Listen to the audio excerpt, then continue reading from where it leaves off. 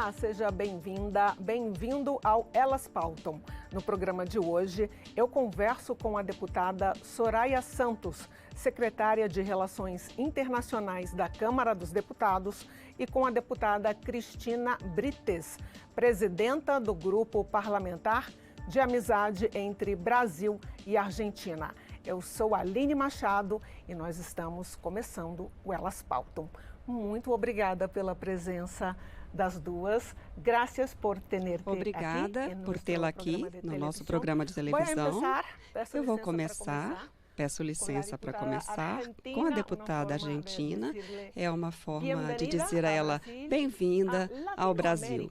A América Latina tem uma forma de subrepresentação da mulher. Nós temos a maioria delas no eleitorado, a maioria na população, mas somos apenas 20% de cadeiras. Então, você poderia descrever uma medida que a Argentina tem adotado ao longo dos anos para solucionar esta situação? Sim. Antes de mais nada, muito obrigada por ter nos convidado. Aline, obrigada, Soraya. Foi um prazer ter te conhecido e por você ter organizado essa entrevista. Na Argentina, Soraya, a gente diz Soraya. É assim como dizemos. Então, obrigada ao povo brasileiro por nos ouvir. Quando você me pergunta, eu vou tentar falar devagar, porque ontem eu falei muito rápido e talvez ninguém tenha entendido. Nós, os argentinos, somos apressados. Então, vou falar devagar para que vocês entendam. Quando você me pergunta sobre isso, eu me arrepio, porque nós, na Argentina, nós sempre nos remetemos à história do peronismo, à história do peronismo, como foi o nosso processo para que realmente as mulheres tenham uma representação verdadeira na política argentina.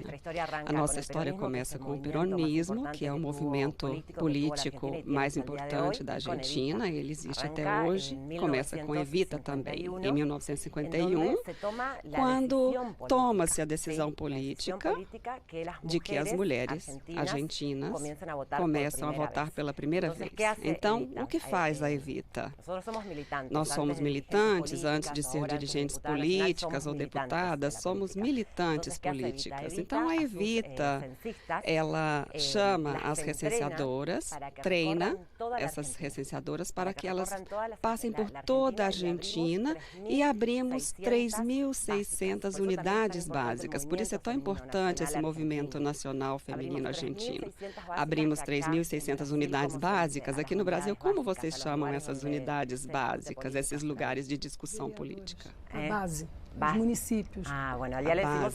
E lá nós dizemos unidades básicas, os peronistas. Então, abriram 3.600 unidades e começa-se a envolver as mulheres, começa-se a registrar essas mulheres. Elas foram ajudadas, algumas foram candidatas, ok? Porque, além de estarmos em 1951, a primeira vez que se vota na Argentina, e Evita e Perón tomam essa decisão política de que houvessem candidatas mulheres, de que houvesse essas candidatas. Eu estou falando de 1951, ok? Deputadas nacionais, senadoras, deputadas provinciais. Então, vão as recenseadoras da Evita, ensinam como as mulheres tinham que fazer política, organizam algumas urnas ou simulações de urnas e de votos. Eu não sei aqui, mas antes as nossas avós guardavam o dinheiro no sutiã. Então, elas ensinam a guardar o voto no sutiã e ensinam então também a ir às urnas. Então é como começamos. Nessas eleições, nessas primeiras eleições, foram mais as mulheres as que votaram mais que os homens. 90% de todas as mulheres da Argentina foram votar. Elas pegaram o seu voto no sutiã e colocaram esses votos e votaram por nós, os peronistas. Perdoe aqui esse parênteses, mas foi assim como começamos. E foi assim com tudo, com vontade política, tendo uma lei.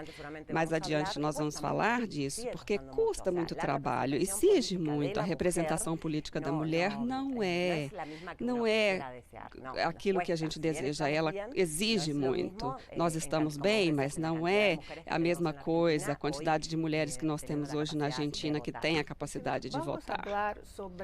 Nós vamos falar sobre as cotas de gênero daqui a pouco. Mas antes eu gostaria de falar sobre as cotas de gênero que existem também no Brasil, que são cotas bem diferentes das cotas argentinas, não é, deputada Soraya? Primeiro eu queria agradecer esse programa, Elas Pautam, Cristina, é um programa que também ajuda a dar voz aos mandatos das deputadas. Foi uma iniciativa da bancada feminina que age de forma suprapartidária, mostrando a importância para a sociedade de ter mulheres no parlamento. Então, Elas Pautam de muito orgulho e você hoje inaugura o primeiro Elas Pautam internacional. Então, você está sendo... Bueno, graças.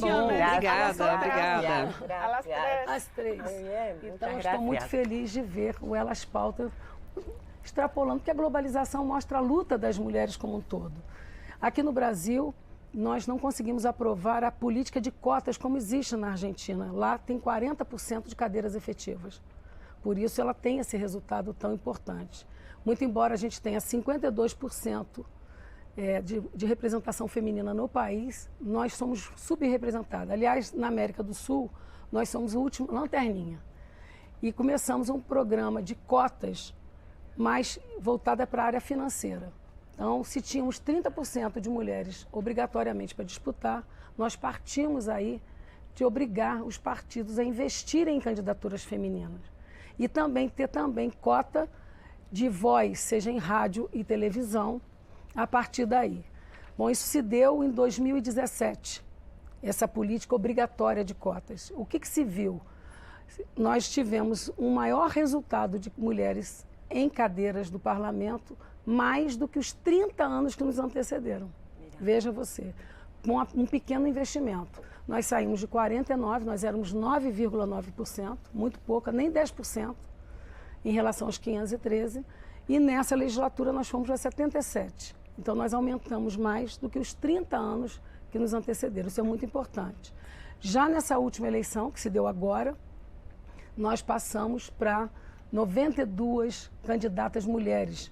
Não alcançamos sequer os 20%, mas vejam, só com recorte financeiro, punindo os partidos por mulheres laranjas, mulheres que só usavam CPF, mulher laranja no Brasil, são mulheres que às vezes têm 0 voto. Elas só emprestam o CPF para ocupar aquela obrigatoriedade de 30%. Isso passou a ser um crime no Brasil. E a partir dessa punição, começou a trabalhar mulheres que verdadeiramente têm bandeiras, né, para entrar na política, mulheres com conteúdo e que tinham vontade, porque ainda por cima, muitas vezes eram jogadas com seu nome, seu CPF, e não tinham sequer vontade, elas eram obrigadas por uma hierarquia ou por um parentesco de ocuparem aquela vaga.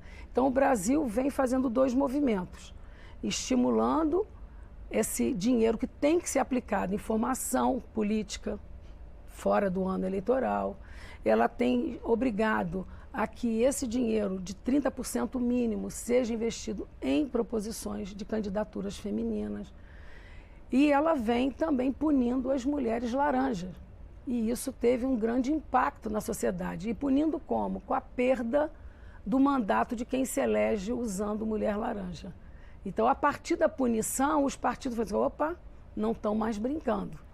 E nós precisamos agora buscar essas mulheres que têm vontade e têm bandeiras, porque a mulher, Aline, é muito importante que saibam, a mulher não se move na política pelo jogo do poder, ela se move por causas. Então ela vai defender o autismo, ela vai defender a luta das mulheres com câncer, ela sempre se move por causas. É por isso que no Brasil a bancada feminina, ela não tem um partido. Nossas diferenças ideológicas vão se dar por outros temas no plenário. Elas agem suprapartidariamente para defender aqueles valores que ela acredita. Então, o Elas Pautam está abrindo aqui hoje uma grande oportunidade de fazer um programa internacional e fazer essa comparação, o que falta para o Brasil, o que está acontecendo nos outros países, para que o Brasil possa crescer essa representação que ainda é muito baixa. E ainda bem que a senhora explicou o que é candidatura laranja, porque seria muito difícil de eu explicar em espanhol o que é um candidato laranja. Deputada Cristina. Deputada Cristina, como funcionam as cotas de gênero na Argentina? Vocês têm cotas de partidos ou de cadeiras, por exemplo? Como eu disse no início, em 1951, por decisão política, houve deputadas que foram eleitas. Tudo tem a ver com que tivemos 23 candidatas, deputadas nacionais, 6 senadoras nacionais em 1951, 93 deputadas provinciais e 3 deputadas de estado. Dessas ficaram 133 que foram eleitas. Mas depois seguiu essa dificuldade, porque sempre esteve essa questão do homem e a mulher na casa, criando os filhos, e o homem trabalhando, produzindo, provendo. Essa fronteira cultural nós rompemos, mas não tanto. Então, em 1991, tivemos que fazer por lei uma cota de 30% nas listas de candidatos, deveria ter 30% de mulheres nas listas. Então, claro que tinham armadilhas para isso, nós nunca chegávamos realmente a poder sermos deputadas ou senadoras e estar nos lugares de tomada de decisão, porque isso era uma questão de poder. Muitos dos homens, eu não quero generalizar, mas muitos não queriam que estivéssemos nessas decisões de poder. Então, 1991 foi assim, com 30%, mas hoje nós conseguimos uma lei de paridade. É uma mulher e um homem, 50-50%. Se sai um homem, entra uma mulher. Um homem e uma mulher. Se uma mulher lidera, entra também um homem. Então é dessa forma. É possível. Nós, a partir do aspecto internacional, vamos alcançar isso. Por isso eu te digo que é uma história de 1951 até esta data. Nós temos um movimento muito forte de mulheres. Depois da Evita, nós tivemos Cristina Kirchner.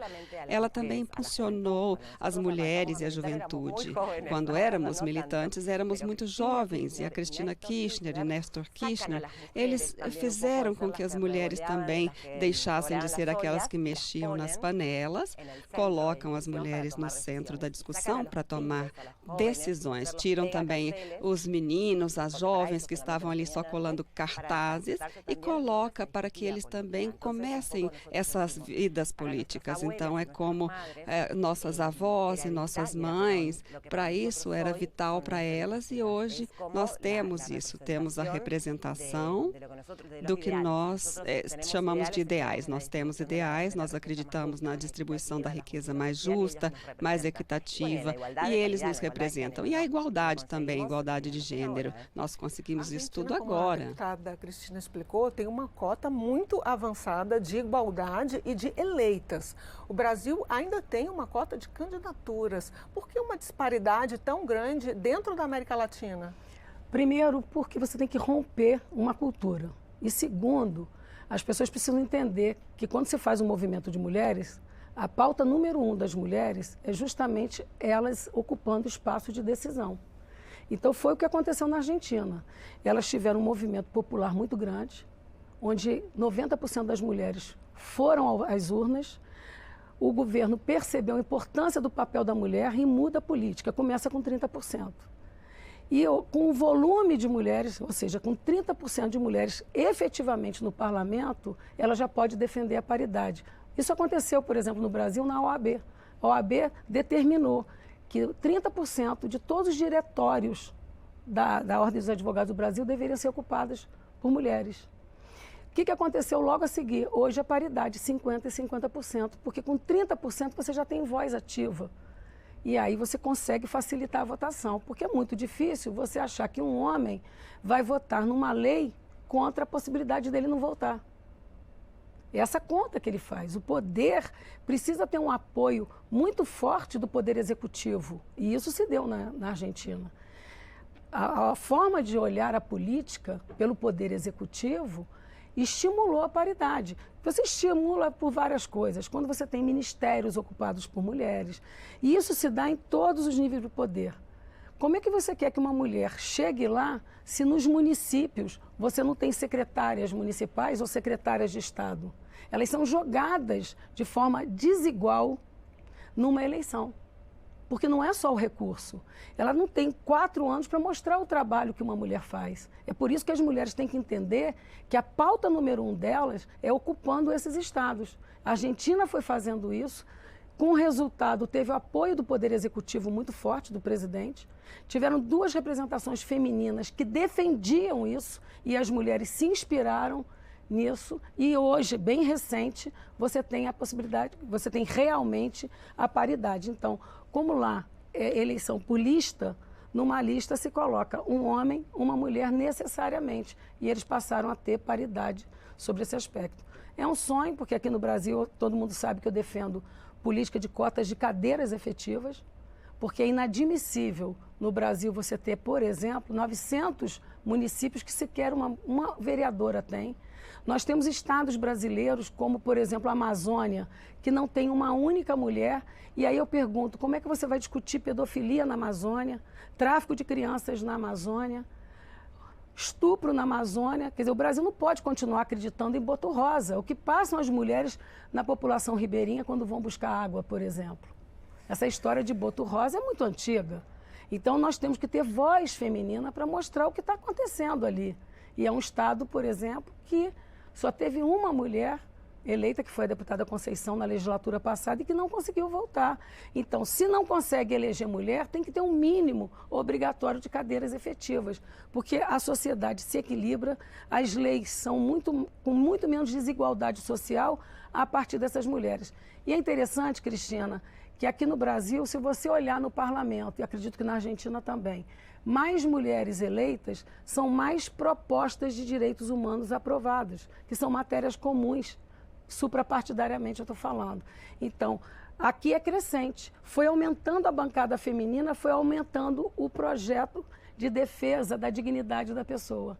Porque a mulher, ela tem isso em comum. Muito embora ela possa ter pautas econômicas, a outra vai ter pauta ligada à educação, a outra ligada à assistência social. Mas a mulher, assim como na sua vida, que tem dupla jornada, no parlamento ela faz a mesma coisa. Ela tem a dupla função. Ela tem uma função que a gente diz que nasce com o nosso útero, né? Na defesa dessas pessoas, seja idoso, criança, mulher. Isso, quem nos une, é a sensação e o dever daquela que gera a vida. Então, você defende a dignidade da vida. E aí você vai fazer uma outra função ligada à sua qualificação. Porque também é um outro engano achar que as mulheres só têm que votar e discutir matérias ligadas à defesa, à violência contra a mulher. A pauta feminina, ela não é só violência. Violência é um dos fatores. As mulheres têm que estar discutindo economia, temas significativos, não permitir que nenhum órgão deixe de ter uma mulher no seu colegiado, nenhuma empresa possa ter no seu conselho de deixar de ter uma presença feminina, porque é através dessa representação que você vai fazer esse movimento, que vai exigir, a partir dos resultados, uma paridade como a Argentina alcança agora. Entrando agora na questão do Mercosul, saindo da questão da representação feminina, como a deputada Soraya disse, alargando os temas, porque mulher fala com propriedade de tudo. Queria perguntar sobre o Mercosul. Argentina e Brasil estão no bloco. Na sua opinião, qual seria o principal desafio para 2023? Bom, nós vimos que depois da pandemia, a pandemia deixou aqui muitas coisas. Ela nos fez refletir sobre que sozinhos nós não podemos fazer nada. Ninguém se salva sozinhos, temos que estar unidos. Por isso também nós fomos visitar a deputada Soraya, porque nós entendemos que o nosso bloco realmente, quando nós falamos da integração regional, ela tem que ser uma política de Estado. Não importam os presidentes que passam presidentes, no nosso caso, radicais, peronistas, mas tem que haver uma política de Estado. Temos que pensar todos juntos quando falamos de integração regional, como nos fortalecer e que as decisões decisões que tomemos diante do resto do mundo sejam consensuadas entre todos para defender aqueles países que são menores e mais vulneráveis perante as decisões que são tomadas às vezes e que prejudicam esses países. Então, esse é o nosso papel, não somente o executivo, também as deputadas e deputados. Nós representamos o grupo parlamentar de amizade entre Argentina e Brasil, então temos que pensar juntos, explorar caminhos para que a integração regional não seja da boca para fora, que o sonho de Sarney e de Alfonsín, na Declaração de Foz do Iguaçu, em algum momento realmente se cumpra. Eu acho que isso não é uma possibilidade longínqua, claro que nós temos a decisão política, por isso estamos no Brasil. Qual o desafio? A senhora é secretária de Relações Internacionais da Câmara.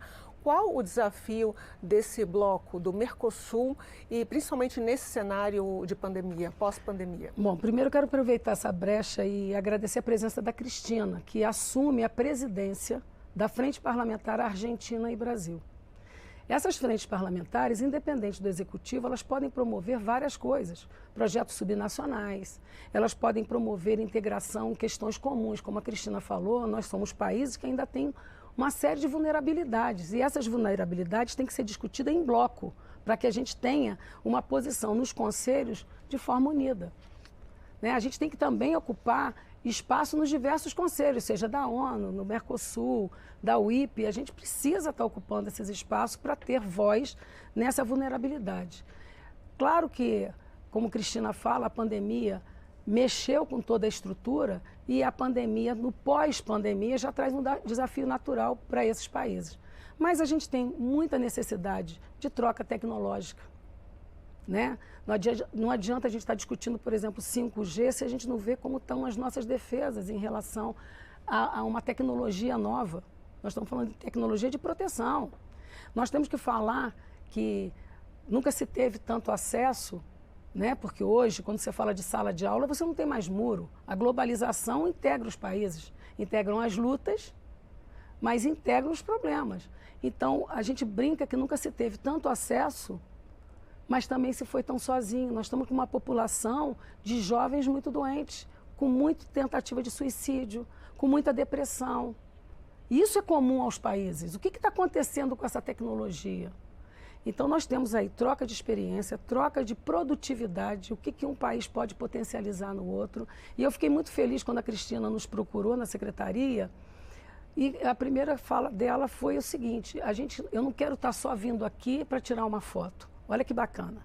Ela falou: eu quero ser uma presidente que, quando vier aqui ao Brasil, ou o Brasil vá na Argentina, o parlamento tenha pautas.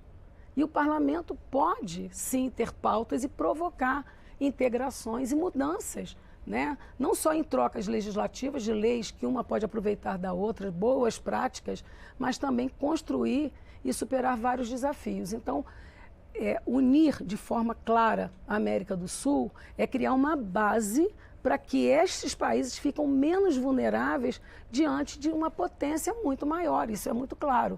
E a Cristina, além de nos prestigiar vindo ao Brasil, né, assim que assumiu, ela também traz a simbologia, né, na sua passagem, do dia 30 de novembro, que foi o abraço, né, do Sarney com a Alfonsín, e esse abraço que já simbolizava a unidade desses países e que foi base do Mercosul. Então, isso é muito importante quando a gente recebe uma deputada, do quilate da deputada Cristina, ela trazendo várias simbologias pelos dias que ela está aqui, né? Então, a simbologia da necessidade de integração, de relembrar esse abraço, que ele possa ser efetivo, não fique só no papel, e que o parlamento brasileiro, assim como o parlamento argentino, possa ter pautas concretas. E eu, como secretária de Relações Internacionais, torço e quero contribuir para que as frentes, nós vamos ter agora uma mudança de presidência lá para março, na frente Brasil-Argentina, e que essas frentes possam se falar. Nosso papel como secretária é integrar vários países nessa relação com o parlamento. Bom, a gente está quase no finalzinho do programa, mas ainda tem uma perguntinha, porque o Brasil e a Argentina fazem parte do grupo parlamentar. As duas fazem parte do grupo parlamentar Brasil e Argentina, que quer estreitar os laços de amizade entre os dois países. Então, feliz cumpleaños, porque é o aniversário. E também gostaria de saber sobre a agenda de viagens da deputada, se existe algum plano de visitar a Argentina e qual é a programação também da sua viagem ao Brasil? Bom, nós a convidamos, hein? Nós convidamos, nós insistimos, ela disse que tem uma agenda cheia. Também ouvimos de outras pessoas que a agenda dela é de uma mulher que trabalha muito. Esperamos então que em algum momento ela possa vir à Argentina. Para nós é muito importante recebê-la. E a nossa agenda, justamente nós vamos agora nos reunir com o embaixador Daniel Scioli. A deputada também está convidada. Nós recém assumimos a presidência, então vamos dar os primeiros passos nesse desafio de pensar agendas em comum, porque falando da mesma coisa que a deputada Soraya disse, nós não viemos para tirar uma foto, nós viemos para pensar em agendas em comum, porque a dor das mulheres brasileiras é a mesma dor das mulheres argentinas. Então, há muito para construir e para trabalhar em conjunto e caminhar esse caminho que já percorreram muitas de nós, que nos deram muito. E agora o nosso desafio é tirar as pedras do caminho para fazer as mulheres mais felizes. A política é isso. As mulheres podem ser felizes e podem se desenvolver e alcançar os seus sonhos. A Cristina já disse tudo, né? A gente quer muito estreitar. Minha possibilidade de viajar, já falei com ela, apesar do convite carinhoso.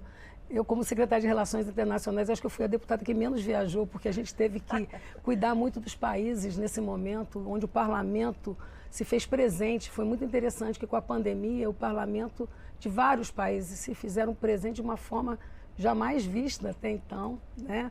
E não só pela luta do IFA, né, que a gente precisava liberar no momento de pandemia, mas o pós-pandemia também. Mas vai ser uma honra, assim que eu puder, eu quero ir à Argentina, sim, mas vou aguardar a primeira eleição de quem vai ser o presidente da frente, né? E dizer que essa troca tecnológica, essa troca de experiência, não só para a pauta feminina, mas principalmente legislativa. Eu conversava com a deputada Cristina que o Brasil cedia aqui, com todos os países que compõem a UIP, eles cediam aqui no Brasil, eles compartilham a legislação em inglês para consulta de qualquer um deles. Então, veja, isso já é um outro passo, onde qualquer país que compõe a UIP pode consultar plenamente a legislação desses países. Nós já temos 20 países que já compartilharam toda a sua legislação. Então, se a gente vai tratar temas, por exemplo, nós estivemos tratando o homeschooling, a gente vai buscar os países que deram certo, os que não deram. Nós vamos falar de reforma administrativa. Se a gente tem, por exemplo, o foco no G20, nós fomos buscar os economistas dos países que compõem o G20 para saber o que eles fizeram para que a gente possa fazer. Então, a Secretaria de Relações Internacionais, ela procura, nesse momento, esta integração.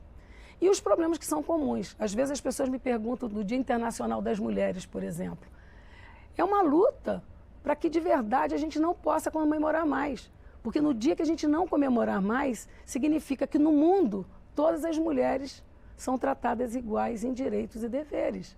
Então essa não é uma luta nossa. O próprio dia 8 de março, ela diz o quanto é importante essa integração dos diversos países. Ainda mais os latino-americanos, que têm várias coisas em comuns. Então é dessa forma que eu quero muito agradecer estar aqui no Elas Pautam, porque a gente precisa ampliar esse tema. Esse programa, volto a dizer, foi uma briga da bancada feminina. A mulher precisa ter voz o tempo todo e a Casa Legislativa precisava ter esse espaço. E agora, trazendo deputadas, senadoras de outros países, tendo a Cristina, através desse abraço tão simbólico, né, que aconteceu nessa integração, inaugurando o Elas Pautam Internacional. E eu espero que não pare. Como secretária de Relações Internacionais, a gente quer receber outras deputadas de outros parlamentos aqui com vocês. E eu quero dizer que eu participei da criação, votei a favor do Elas Pautam. Ter orgulho. Deputada Soraya Santos, muito obrigada pela presença aqui no nosso programa e sucesso à frente da Secretaria de Relações Internacionais. Deputada Cristina Brites, obrigada pelo seu interesse e pela sua atenção. Bem-vinda de novo ao Brasil. Obrigada. Foi um prazer. Foi um prazer. E muito obrigada a vocês que sempre nos acompanham no Elas Pautam. A gente se vê na próxima edição. Tchau.